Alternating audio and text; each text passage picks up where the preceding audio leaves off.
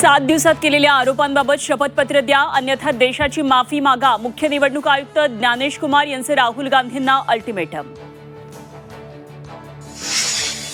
विधानसभा निवडणुकीत न पडणारी 10,000 मतं गायब करण्याची ऑफर होती.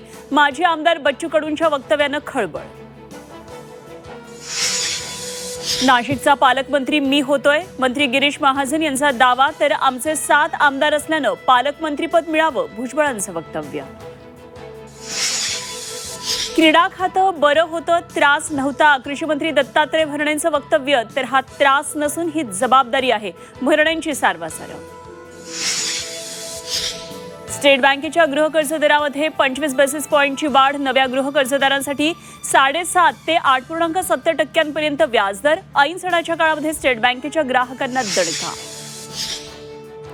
युट्यूबर एल्विश यादवच्या घरावर गोळीबार. 3 आरोपींनी 15 ते 20 राऊंड फायर केल्याची माहिती. हिमांशू गँगने घेतली हल्ल्याची जबाबदारी. हल्ल्याचं सीसीटीव्ही झी24 तासच्या हाती. कोरोनानंतर आता मेंदू खाणाऱ्या अमिबाचं संकट. केरळच्या कोझिकोडमध्ये 9 वर्षाच्या मुलीसह 4घांचा मृत्यू. दूषित पाण्यातून पसरतो नवा व्हायरस. कल्याण डोंबिवलीतल्या रस्त्यांची अक्षरशः चाळण. महापालिकेचा कोट्यवधींचा खर्च खड्ड्यात. खड्ड्यामधून सुटका कधी, नागरिकांचा सवाल.